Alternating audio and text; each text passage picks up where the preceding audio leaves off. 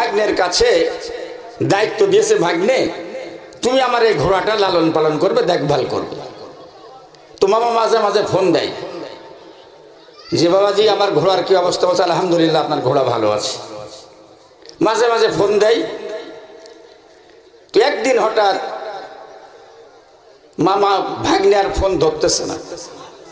তো মামার মনের খটকা লেগেছে। মামা ঢাকা শহর থেকে বাড়িতে চলে এসেছে। আসার পরে বলছে ভাগ্নে তুমি তো ফোন ধরছো না, আমার মনটাও ভালো বললো না, এজন্য আমি বাড়িতে চলে আসলাম, তোমার ঘোড়াটা কই?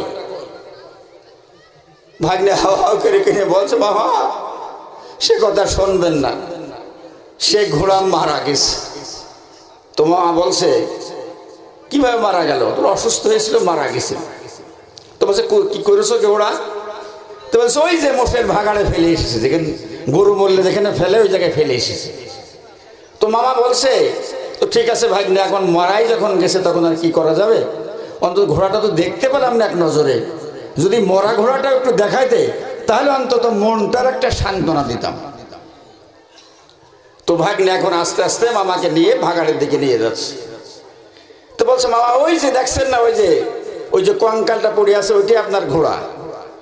তো বলছে মামা বলছে ভাগ্নে কঙ্কাল তো বাবা দেখতে পাচ্ছি, কিন্তু আমি যে দেখছি কঙ্কালের সাথে শিং, তো ঘোড়ায় তো শিং হয় না, কঙ্কালের সাথে শিং কেন? তো ভাগ্নে তখন বলছে মামা ওই রোগেই তো ঘোড়া মরেছে। কি কথা বুঝেছেন? ওই রোগেই ঘোড়া মরেছে, তার মানে বলতে চাচ্ছে যে শিং উঠেই ঘোড়া মরে গেছে। কিন্তু আমরা যতই কোরআনের কথা বলি, আলেমরা যতই বুঝাই যে আল কোরআন জীবনের সব জায়গায় বাস্তবায়ন করতে হবে, কিন্তু আমাদের ওই রোগেই ঘোড়া মরে, ওই জায়গায় যেতে আমরা রাজি নাই। জোরে বলেন ঠিক কিনা? ওই জায়গায় যেতে আমরা রাজি নাই, ভাগাড়ে থাকতে রাজি আছি, কিন্তু আল কোরআনের সুন্দর সমাজ গঠন করতে আমরা রাজি নাই। মানে এই রোগেই মুসলমানদের আজকে অধঃপতন হয়ে যাচ্ছে। কবি নজরুল বলেছে মুখেতে কালেমা হাতে তলোয়ার, বুকে ইসলামী জোর দরবার, হৃদয় কাল্লার, চলে আগে চলে বাজে বিছান, ভয় নাই ভয় নাই তোর গলায় তাবিজ বাঁধারে তোর পাক কোরআন। জোরে বলুন সুবহানাল্লাহ। কবি নজরুল বলছেন মুসলমানরা গলায় তাবিজ বাঁধা আছে, আল কোরআন পাক কোরআন বাঁধা আছে, মুসলমানদের কোনো ভয়ের কোনো কারণ নাই। জোরে বলুন সুবহানাল্লাহ। ভাইয়েরা আমার, যে পঠিত আয়াতের দিকে আমি যাচ্ছি, তো আপনার বিশ্ব নবী যখন মক্কায় এই কালেমার দাওয়াত দিলেন, কি নবী তো সবচাইতে ভালো মানুষ নাকি বলেন? আলামিন আস-সাদিক, সত্যবাদী, ন্যায়পরায়ণ, বিশ্ব নবীর মতো ভালো মানুষ পৃথিবীতে আর এখনো কেউ আসবে না। ভাইয়েরা আমার, মাইকেল হার্ট বলে একজন খ্রিস্টান ধর্মাবলম্বী মানুষ, একাধারে তিনি দার্শনিক, বিজ্ঞানী এবং ইতিহাসবেত্তা, আইনজ্ঞ একজন মানুষ। এই পৃথিবীতে আদম আলাইহিস সালাম থেকে আজ পর্যন্ত এই পৃথিবীতে 100 জন প্রভাবশালী মানুষের নাম তার একটি বইয়ের মধ্যে স্থান দিল। বইটার নাম দি 100 বলে একটি বই লিখলেন। 572 পৃষ্ঠার একখানা বই তিনি বিশ্ববাসীর সামনে উপস্থাপন করলেন। ওই বইটা যখন লেখা হচ্ছিল সারা পৃথিবীতে ছড়িয়ে গেল। মাইকেল হার্ট একটি বই লিখতেছেন, এই বইটাই পৃথিবীর বিখ্যাত 100 জন মানুষের নাম লিপিবদ্ধ করা হচ্ছে। যারা খ্রিস্টান ধর্মাবলম্বীরা ওরা চিন্তা করলো যে আমরা আমাদের ধর্মীয় নেতার নাম ঈসা পয়গম্বর যীশু খ্রিস্ট, ওই ঈসা পয়গম্বর হয়তো পৃথিবীর সেরা মানুষ হবেন। আর হিন্দু ভাইরা মনে করলো আমাদের ধর্মীয় নেতার নাম শ্রী চৈতন্য, হয়তো শ্রী চৈতন্যর নাম 1 নম্বর স্থান পাবে, তিনি বিখ্যাত হবেন। শিখ ধর্মের লোকেরা মনে করলো আমাদের ধর্মীয় নেতার নাম গুরু নানক, তাদের স্বর্ণ মন্দির তাদের ধর্মীয় পবিত্রতম স্থান, হয়তো গুরু নানকের নাম হবে। বৌদ্ধ ধর্মের সবচাইতে পৃথিবীতে অধিকাংশ সবচাইতে এক ধর্মের মানুষ বেশি হলো বৌদ্ধ ধর্মের মানুষ। বৌদ্ধ ধর্মের যারা অনুসারে তারা মনে করলো ওই বই 572 পৃষ্ঠার ওই বইটার ভিতরে হয়তো আমাদের ধর্মীয় নেতা গৌতম বুদ্ধের নাম হবে। এইভাবে এক একজন এক একটা ধর্মীয় লোকের এক একজন ধর্মীয় নেতার। এবার ইহুদি সম্প্রদায়ের লোকেরা মনে করলো আমাদের পায়গম্বর মুসা পায়গম্বর হলো আমাদের পায়গম্বর, আমরা তার অনুসারী, তার নাম হয়তো 1 নম্বরে হবে। কিন্তু দেখা গেল যে মাইকেল হার্ট যখন ওই বইটা লিখলো তখন ওই বইটার ভিতরে 1 নম্বরে যার স্থান দিলেন তিনি আর কেউ নাই, আখিরি জামানার নবী মুহাম্মদুর রাসূলুল্লাহ সাল্লাল্লাহু আলাইহি ওয়াসাল্লামের নাম 1 নম্বরে দিয়ে দিলেন। চিৎকার দিয়ে বলুন সুবহানাল্লাহ। খ্রিস্টান জগৎ খেপে গেল, যে বলল যে আপনি খ্রিস্টান ধর্মাবলম্বী লোক হয়ে মুসলমানদের ধর্মীয় নেতার নামটা কেন 1 নম্বরে দিলেন? তিনি বললেন আমাকে দোষারোপ করো না, আমাকে দোষারোপ করো না। এই পৃথিবীর যত ধর্মগ্রন্থ আছে সব ধর্মগ্রন্থগুলো আমি রিসার্চ করেছি, ধর্মীয় নেতৃত্বের দ্বারা গবেষণা করেছি। হিন্দুদের ধর্মীয় গ্রন্থের নাম বেদ, আরেকটির নাম অল্লোপনিষদ। ওই বেদের মধ্যে কথাটি লেখা রয়েছে ওই ধর্মীয় গ্রন্থের ভিতর উপনিষদের ভিতরে লেখা রয়েছে ওং নমস্তেশ্বরায় নমো নমঃ লা ইলাহা ইল্লা হারতি পাপম ইল্লা ইলাহা পরমপদম জন্ম বৈকুণ্ঠিত বনতি তো জপি নাম মুহাম্মাদাং। চিৎকার দিয়ে বলুন আল্লাহু আকবার। ওই বইয়ের মধ্যে কথা লেখা আছে লা ইলাহা ইল্লা হারতি পাপম, লা ইলাহার আশ্রয় ব্যতীত পাপ মুক্তির কোনো উপায় নাই। ইল্লা ইলাহা পরমপদম, আল্লাহর আশ্রয় প্রকৃত আশ্রয়। বৈকুণ্ঠে জন্ম লাভের আশা করো, অর্থাৎ মরণের এরপরে যদি স্বর্গ লাভের আশা করো তাহলে আল্লাহর আশ্রয় থাকো।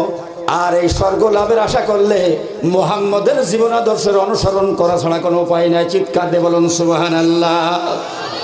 হে রাসূল বুঝি না আমি রেখেছ বেঁধে মোরে কোন সুতোয় তুমি রেখেছ বেঁধে মোরে কোন সুতোয়। আল্লাহুম্মা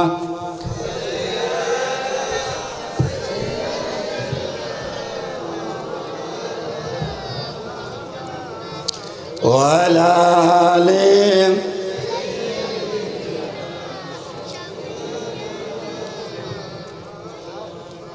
তিনি কথা বললেন যে মুহাম্মদের নাম 1 নম্বরে লেখা ছাড়া আমার কোনো উপায় ছিল না। আমি অনেক দার্শনিক ব্যক্তির জীবন আদর্শ পড়ে দেখেছি। ভারতের প্রধানমন্ত্রী ছিলেন যাকে জাতির জনক বলা হতো, নাম তার ব্যারিস্টার মহাত্মা গান্ধী। আমাকে দোষারোপ না করে তার লেখার মধ্যে তোমরা অধ্যয়ন করে দেখতে পারো। তিনি কথা লিখেছেন যে when thou is sunk in darkness, when thou is sunk in darkness, a bright star rose in the firmament and gave light and comfort to a groaning world. তিনি বলেছেন পাশ্চাত্য জগৎ অর্থাৎ ইউরোপ আমেরিকা যখন অন্ধকারে নিমজ্জিত ছিল তখন উদিত হয়েছিল এক উজ্জ্বল নক্ষত্র। তিনি মুসলমানদের ধর্মীয় নেতা মুহাম্মদ সাল্লাল্লাহু আলাইহি ওয়াসাল্লাম। চিৎকার দেবেন আল্লাহু আকবার। তো ভাইরা আমার, নবীর উপরে যখন কোরআন নাজিল হলো লোকেরা দলে দলে যখন ইসলাম কবুল করতে লাগলো, ভাইরা আমার, হযরত ওমর ইসলাম কবুল করে ফেলেছেন।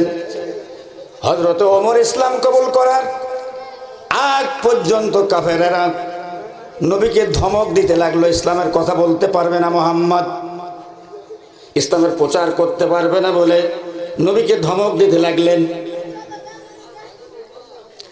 এই অবস্থার মধ্যে নবীকে যখন ধমক দিতে লাগলেন, কিন্তু দেখা গেল আমার ভাইয়েরা, যখন হযরত ওমর রাদিয়াল্লাহু তাআলা আনহু ইসলাম কবুল করে ফেলেছেন, আমিরে হামজা রাদিয়াল্লাহু তাআলা আনহু ইসলাম কবুল করে ফেলেছেন, তখন মক্কার মুশরিকরা চিন্তায় পড়ে গেল, হায়রে ওমরের মতো একজন বীর, আমিরে হামজার মতো একজন বীর কসরে ইসলাম কবুল করে ফেলেছে, ইসলাম অপ্রতিরোধ্য শক্তিতে এগিয়ে যাবে, ইসলামকে আর ঠেকানো যাবে না।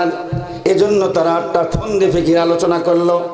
উতবা, সাইবা, ওয়ালিদ বিন মুগিরা, মক্কার হেভি ওয়েট নেতারা সব এক জায়গায় বসে গেল যে কি করা যায়।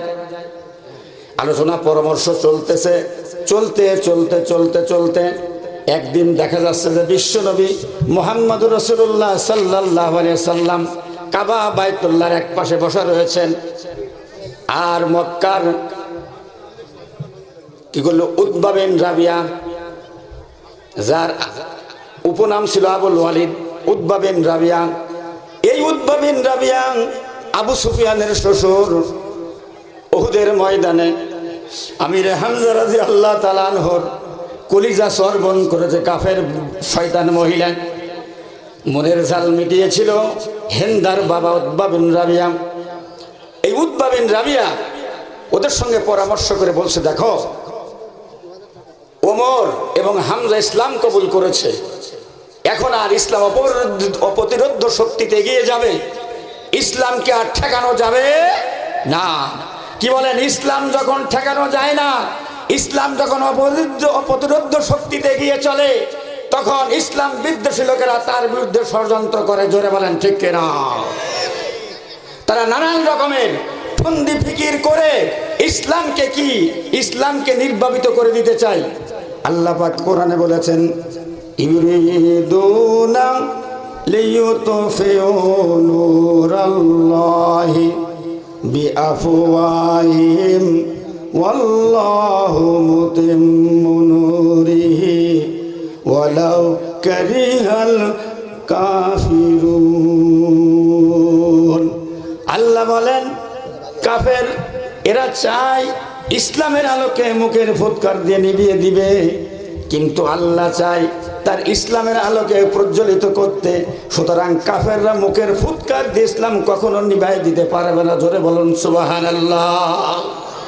তো এখন এই অবস্থা যখন চলতে লাগলো, তখন উতবা বিন রাবিয়া বলল, দেখো আমি মুহাম্মদের কাছে একটা আপোষের প্রস্তাব দিই। কি করি? আপোষের প্রস্তাব দিই। তো আসব আপোষের প্রস্তাব নিয়ে যে সে বলতে লাগলো, এই যে মুহাম্মদ শোনো, তুমি আজকে নতুন ধর্ম আমদানি করেছো, তোমার উপর ওহী নাজিল হয় দাবি করছো, দাবি করার ফলে আমাদের সমাজের মধ্যে একটা অশান্তি বেঁধে যাচ্ছে। ইসলামের জন্য কাজ করলে কিছু লোক এসে বলছে, বাবা তোমাদের এই কাজে আমাদের সমাজে অশান্তি হচ্ছে, গ্রামে অশান্তি হচ্ছে, এমন আছে কি নাই বলেন? পরিবার থেকে বাধা, সমাজ থেকে বাধা, গ্রাম থেকে বাধা, জাতির থেকে বাধা ইসলামের কাজ করতে গেলে তখনও ছিল, এখনো আছে। জোরে বলেন ঠিক কিনা? তো এখন উতবা বিন রাবিয়া এসে নবীজিকে প্রস্তাব দিচ্ছে যে মুহাম্মদ একটা তোমার সঙ্গে একটা আপোষ সভা করতে চাই। কি আপোষ সভা? তো বলছে যে দেখো, সাধারণত যা তাদের যা ইচ্ছা, যে সাধারণত আমরা দেখে থাকি যে যদি দুনিয়াতে কেউ কাজ করে একটা উদ্দেশ্য নিয়ে, কেউ চায় যে আমি এই কাজের মাধ্যমে আমি বড় নেতা হতে চাই, কেউ বা বলে যে আমি এই কাজের মাধ্যমে কি করতে চাই, অনেক টাকা পয়সা অর্জন করতে চাই, কেউ বা চাই যে অনেক টাকা পয়সা গাড়ি বাড়ির মালিক হলে সুন্দরী নারী বিয়ে করতে চাই।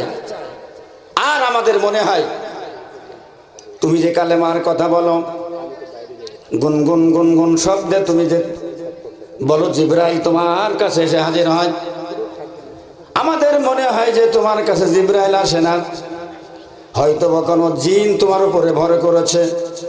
সেই জিনের কথা শুনে তুমি বাপদাদার ধর্ম ত্যাগ করে দিয়ে আমাদের সব কিছু পরিত্যাগ করে তোমার উপরে কোরআন নাজিল হয়, আর সেই কোরআনের সংস্পর্শে আসার জন্য, কোরআন থেকে শিক্ষা গ্রহণ করার জন্য তুমি আমাদের সমাজে এই নতুন ধর্ম চালিয়ে দিয়ে আমার সমাজের মধ্যে অশান্তি সৃষ্টি করেছো। কি বলেন? ইসলাম হলো নাম, ইসলামের নাম শান্তি, কিন্তু সেই শান্তির কথা বলতে গেলে এক শ্রেণীর মানুষ, মুসলমান নামধারী এক শ্রেণীর মানুষ বলে যে এরা অশান্তি সৃষ্টি করছে। জোরে বলেন ঠিক কিনা? মুসলমান নাম, কিন্তু ইসলামের কথা বলতে গেলে তারা বলে যে এরা অশান্তি সৃষ্টি করতে এসেছে। ভাইয়ার আমার, এই অবস্থার মধ্যে উতবা বিন রাবিয়া নবীর কাছে এসে বলছেন, মুহাম্মদ, আমি যে এই কটা কথা বললাম, যদি তোমার ধন সম্পদ অর্জন করার উদ্দেশ্য থাকে, আমরা মক্কার বড় বড় নেতারা মিলে বড় বড় মিটিং করে এত সম্পদ তোমাকে দিব যে তুমি কেন তোমার 14 গোষ্ঠী যদি এই সম্পদ ব্যয় করে, তাহলে এই সম্পদ কোনোদিন তোমার কাছ থেকে শেষ হয়ে যাবে না। নবীজি কোনো কথা বলছেন না। কি নবীজি কথা বলবেন? আল্লাহর আদেশ ছাড়া কোনো কথা নবীজি কি বলবেন? বলবেন না। নবীজি বলছেন, আব্বুল ওয়ালিদ বলতে থাকুন উতবা বিন রাবিয়া। উতবা বিন রাবিয়া এবার বলছে, মুহাম্মদ, যদি তোমার মক্কার নেতা হওয়ার ইচ্ছা থাকে, এই নতুন ধর্ম তুমি না আবিষ্কার করেছে, নতুন ধর্ম দিয়ে তোমার অনুসারী কিছু দলের লোক গুছায় এই মক্কার সবচাইতে বড় নেতা তুমি যদি হতে চাও, এটাই যদি ইসলাম প্রচারের উদ্দেশ্য থাকে, কোরআন প্রচারের উদ্দেশ্য থাকে, তাহলে নিশ্চয় আমরা তোমাকে মক্কার বড় লিডার বানায় দেব। কি বলেন? নবীজি কথা বলছেন, নবীজি কোনো কথা বলছেন না। এইবার উতবা বিন রাবিয়া নবীকে বলছেন, মুহাম্মদ, আমরা দুনিয়ায় দেখি যে যারা টাকা পয়সা হয়ে যায়, গাড়ি বাড়ি হয়ে যায়, টাকা পয়সা ধন সম্পদ গাড়ি বাড়ির যারা মালিক হয়, সুন্দরী নারী দেখে দেখে তারা বিবাহ করে, 1টা 2টো 3টা 4টা পর্যন্ত আমাদের সমাজে করে। অনেক সীমা সংখ্যা নেই, এমন অনেকে রক্ষী দ্বারা কেমন পর্যন্ত রাখে। এমন যদি তোমার কোনো উদ্দেশ্য থাকে, তাহলে বলতে পারো যে আমরা মক্কার ভিতরে সবচাইতে বিশ্ব সুন্দরী যিনি হবেন, ওই মহিলার সঙ্গে তোমার বিবাহের ব্যবস্থা করে দেব। নবীজি কোনো কথা বলছেন না। শেষ পর্যায়ে উতবা বিন রাবিয়া বলছেন, মুহাম্মদ, আমি শেষ একটি কথা বলতে চাই। অনেক সময় দেখা যায় যে আমাদের সমাজে অনেকের মাথায় দুষ্টু জিন ভর করে, পাগলের মতো প্রলাপ বকে। কি অনেক পাগলের মতো প্রলাপ বলে বকাঝকা করে। তো এরকম হয়, অনেকের জিনে ধরে। যদি দুষ্ট জিন যদি তোমাকে আসর করে থাকে, তাহলে বলতে পারো আমরা ভালো দেশ বিদেশ থেকে ডাক্তার, কবিরাজ, ওঝা নিয়ে এসে তোমার ওই দুষ্ট জিনের থেকে, আসর থেকে মুক্ত করে দেব। তাহলে আমাদের সমাজে এই নতুন ধর্মের প্রচার বন্ধ হয়ে যাবে। তখন অন্তত আমরা শান্তিতে অন্তত সবাই মিলে বাস করতে পারব। কি আসেন, যেই ব্যক্তি ইসলামের প্রচার করতে চায়, ইসলামের জন্য ময়দানে জান মাল বাজি রেখে কাজ করতে চায়, কাজ করতে চায়, তাদেরকে নানান প্রলোভন দেখানো হয়। বিশ্বনবী এবার বললেন, উতবা বিন রাবিয়া, আপনি শুনুন, টাকা দিবেন, পয়সা দিবেন, সুন্দরী নারী দিবেন, গাড়ি দিবেন, বাড়ি দিবেন, মক্কার নেতামাকে বানাবেন, এগুলো আপনাদের পক্ষে সম্ভব। আর আমি মুহাম্মদ দায়িত্বহীন কটে কথা বলতে চাই, এই সবগুলো দেওয়া আপনাদের পক্ষে সম্ভব। এমন কিছু জিনিস আছে যা দেওয়া আপনাদের পক্ষে সম্ভব নাই।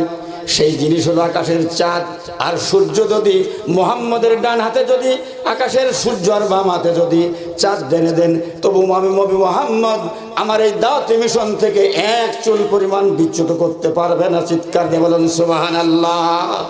বলছে, এক হাতে চন্দ্র আর এক হাতে সূর্য এনে দাও, তাহলে মুহাম্মদ তার নবুয়তের মিশন, এই কালেমার দাওয়াত, কোরআনের রাষ্ট্র প্রতিষ্ঠার যে মিশন নিয়ে মুহাম্মদ লেগেছে, এর থেকে এক চুল পরিমাণও মুহাম্মদ সরে আসবে না। চিৎকার দিয়ে বলেন সুবহানাল্লাহ। আল্লাহ তখন আয়াত নাজিল করেছেন, এই সূরাটি নাজিল করলেন।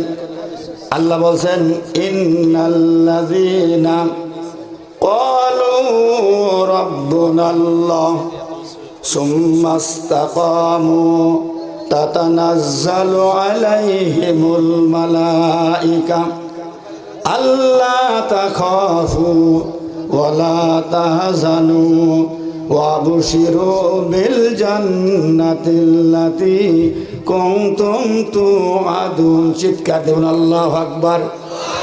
আল্লাহ বলছেন, নিশ্চয় যারা বলেছে আল্লাহ আমার রব, কি বলেন? নিশ্চয় যারা বলেছে আল্লাহ আমার রব, আর এই কথার উপরেই থেকেছে। আল্লাহ বলছেন, ওরা যদি যতই বিপদ ঝামেলা হোক না কেন, যতই বাধার বিন্দেশে যাক না কেন, রাত যত গভীর হয়ে যাক না কেন, যত জেল জুলুম অত্যাচার নির্যাতন তার সামনে আসুক না কেন, যে কথা যে বলেছে আল্লাহ আমার রব, এই কথার উপরে যে টিকে থাকবে, আল্লাহ বলছেন তার নিকট আল্লাহ পাক ফেরেশতা পাঠিয়ে দেন। ফেরেশতা এসে বলে, ও আল্লাহর বান্দা তুমি ভয় পেও না, চিন্তিত হয়েও না, আমরা তোমাদের দুনিয়ার জীবনে আমরা তোমার সাথী থাকব, আর পরকালের জীবনেও জান্নাতেও আমরা তোমাদের সঙ্গে হয়ে যাব। চিৎকার দিয়ে বলুন সুবহানাল্লাহ। আল্লাহ পাক উতবা বিন রাবিয়া যখন এই প্রস্তাব আপোষের ফর্মুলা দিয়ে নিয়ে গেলেন, আল্লাহ পাক নবী মুহাম্মদ এই সূরার মধ্যে জানিয়ে দিলেন, ও মুসলমানেরা, কিয়ামত পর্যন্ত ইসলামের পথে যারা থাকবে তাদেরকে ভয় দেখানো হবে, ভীতি দেখানো হবে, আপোষের ফর্মুলা দেওয়া হবে। কিন্তু তোমরা যদি এই ঈমানের পরে টিকে যদি থাকতে পারো তাহলে কি হবে, আল্লাহ তাআলা তোমাদের কি করবেন, ফেরেশতা পাঠিয়ে দিয়ে তোমাদের দুনিয়ার জীবনে সাহায্য করবেন, এবং আখিরাতের জীবনেও তোমাদেরকে আল্লাহ তোমাদেরকে সহযোগিতা করে সোজা তোমাদেরকে জান্নাতে দাখিল করিয়ে দেবেন। চিৎকার দিয়ে বলুন সুবহানাল্লাহ। তো ভাই আসুন, এখন বক্তা এসে গেছেন, আমি আর কথা বাড়াচ্ছি না, আমার সময় শেষ। তো আমি যে কথা বলতে চাই যে যত লোভ, যত প্রলোভন, যতই রাত গভীর হোক না কেন, যে রাত মানে আপনি রাত্রি দেখে ভয় পাবেন না, যত রাত গভীর হবে ততই কি হবে, সকাল ত্বরান্বিত হবে। আল্লাহ পাক বলেছেন যে আল্লাহ তাআলা এই কথা বলেছে, ওয়ালা তাহিনু ওয়ালা তাহজানু ওয়া আনতুমুল আ'লাউনা ইন কুনতুম মুমিনিন। তোমরা খবরদার মন ভেঙো না, বিষণ্ণ হও না, ভেঙে পড়ো না। উহুদের ময়দানে যারা ভেঙে পড়েছিল তাদেরকে আল্লাহ তাআলা জানিয়ে দিলেন, মন ভাঙা হও না, বিষণ্ণ হও না, ভেঙে পড়ো না, তোমাদেরকেই আল্লাহ বিজয় দান করবেন যদি তোমরা মুমিন হতে পারো। এজন্য আসুন, ঈমানের বলে বলিয়ান হয়ে যদি আমরা ময়দানে থাকতে পারি, নিশ্চয় আল্লাহর সাহায্য আমাদের জন্য আসবে। সেই প্রত্যাশা ব্যক্ত করে সকলের জন্য দোয়া করে আমি গুনাহগার দোয়া চেয়ে আমার আলোচনা এখানে সমাপ্তি ঘোষণা করছি। আসসালামু আলাইকুম ওয়া রাহমাতুল্লাহি ওয়া বারাকাতুহু।